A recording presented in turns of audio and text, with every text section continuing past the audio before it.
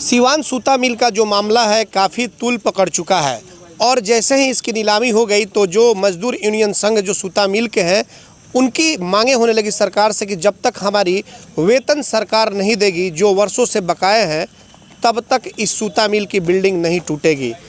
और इसको लेकर के कई अब नेता चाहे पक्ष के हों या फिर विपक्ष के, ये तमाम लोग सूता मिल जो फैक्ट्री है वहाँ पर पहुँच रहे हैं और मज़दूरों को आश्वासन दे रहे हैं। हालांकि यह चुनावी वर्ष है और ऐसे में नेताओं का पहुँचना लाजमी है क्योंकि वोट लेना है। और इन्हीं सब मुद्दों पर एक बार फिर से हम सूता फैक्ट्री के प्रांगण में मौजूद हैं, जहां पर अनिल जी जो समाजसेवी भी हैं और सिवान जिले के एक नेता भी हैं, प्रिंस उपाध्याय जो यूनियन के अध्यक्ष हैं, ये लोग भी यहाँ पर मौजूद हैं। अनिल जी से हम पहले बात कर लेंगे कि अनिल जी, ऐसा अब लग रहा है कि पक्ष और विपक्ष कुछ नहीं, अब लोग सूता मिल पर राजनीति करना शुरू कर दिए हैं। कभी कोई आ रहे हैं, कभी कोई आ रहे हैं, सिर्फ आश्वासन का दौर चल रहा है क्योंकि अब चुनाव है, वोट भी लेने। रोजगार सृजन करना था, आप सिवान की जनता के प्रति सहानुभूति रखते हो तो बंद चीनी मिल सूता मिल को चालू कराइए। और जो वर्तमान स्थिति है कि हमारे बिहार सिवान जिला के नौजवान है, युवक है जो बाहर से आ रहे हैं प्रवासी के तौर पर, तो उनको स्थानीय स्तर पर उनके नेता भी कहते हैं लोकल को वोकल कीजिए। कैसे वोकल कीजिए लोकल को?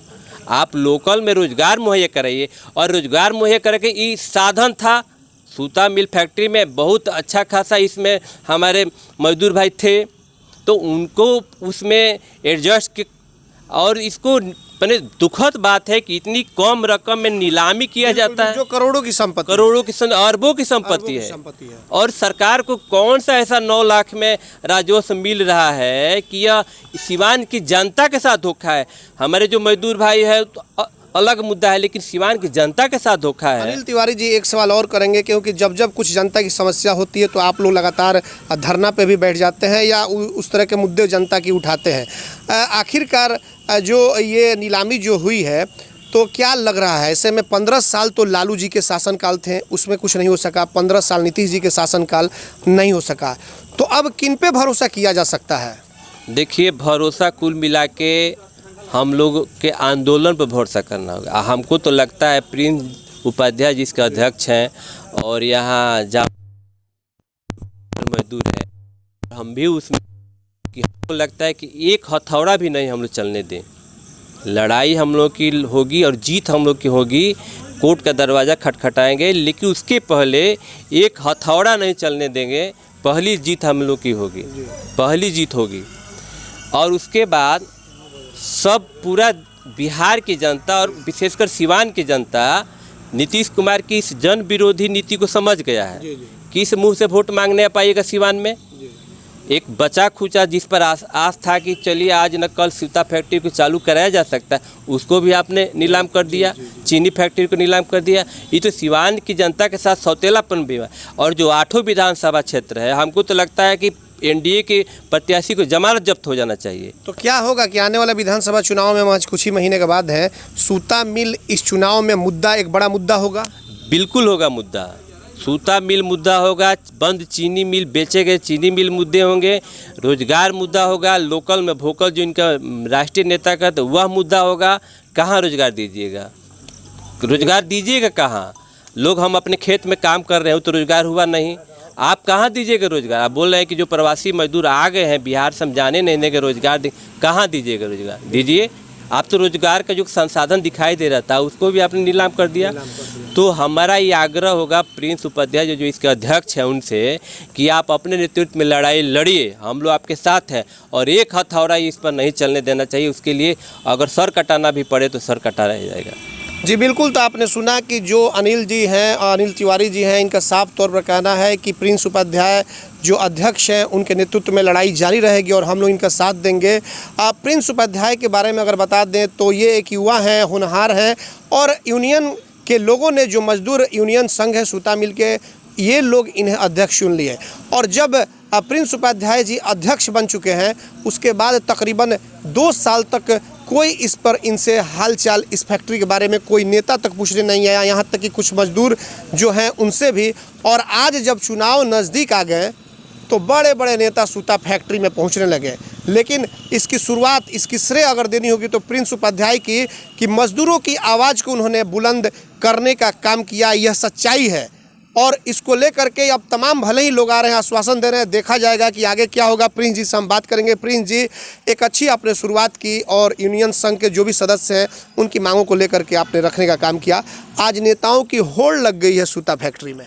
जी देखिए, होड़ लगी है, ये अच्छी बात है और हम चाहेंगे कि चुनाव का मुद्दा बनाए या ना बनाए, इस पे राजनीति रोटी सेके या ना सेके, कोई इसका श्रेय कोई ले, लेकिन मजदूरों का वेतन मिलना चाहिए।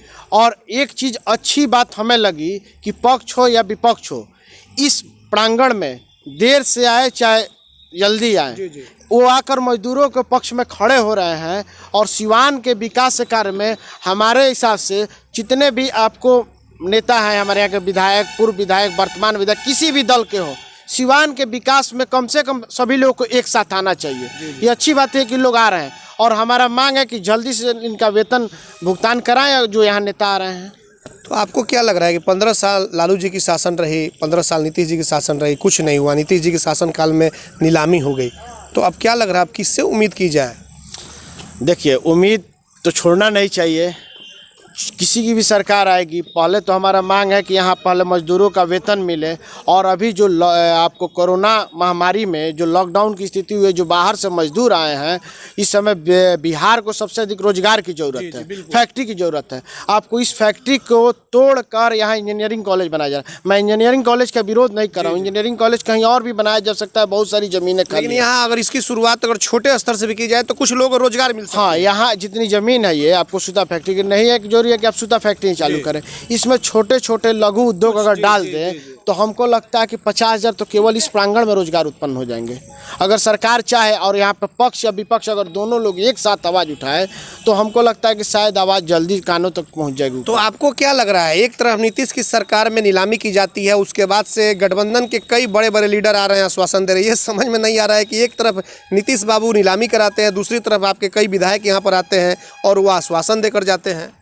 देखिए, आश्वासन उन लोगों का काम है कि लोकल है सूता मिल, सिवान जिले की बात है और उनको राजनीति करना है, तो आ रहे हैं, आश्वासन दे रहे हैं कि कम से कम इस बहाने भी लोग हमसे बिदक ना जाए। चुनाव में इसका बड़ा नुकसान भुगतना पड़ सकता है आपको, नीतीश कुमार के जो भी पार्टी से गठबंधन के आएंगे, इसलिए वो अपने राजनीतिक रोटी से एक बड़ा मुद्दा भी बन सकता है, चुनावी मुद्दा, बड़ा मुद्दा, बहुत बड़ा मुद्दा है। सिवान का सूता मिल और चीनी मिल, जितने भी उद्योग है बिहार में, सबसे बड़ा मुद्दा यही है इस समय का। तो आगे आप लोगों ने क्या कुछ सोचा है इनकी वेतन के लिए? जैसे आप लोगों का धरना प्रदर्शन चल रहा है, मांगे भी रोज जारी है, प्रशासन के लोग भी आ रहे हैं, तो क्या लग रहा है कि कुछ इस पर होगा या फिर ऐसे ही आप लोग का आंदोलन चलता रहेगा? देखिए, जब तक हमारी मांगे पूरी नहीं होगी, इस प्रांगण में कोई हम लोग कार्य किसी को नहीं करने देंगे, किसी को अंदर आने नहीं देंगे। चाहे इसके लिए हम लोग को जेल जाना पड़े या कुछ भी करना हो, हम लोग उसके लिए तैयार हैं।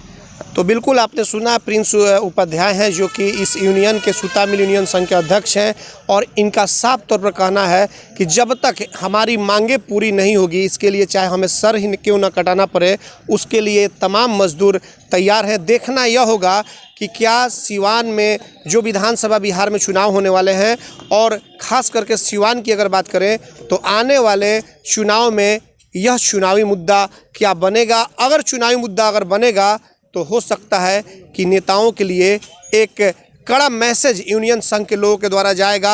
अब देखना यह होगा कि इनकी मांगे सरकार मानती है या नहीं, या ऐसे ही इस तरह से यूनियन के जो सदस्य हैं उनको इसी तरह से बरगलाने का काम सरकार करती रहेगी। हमारे सहयोगी आशीष कुमार गोलू के साथ चंदन कुमार, ATN लाइव सिवान।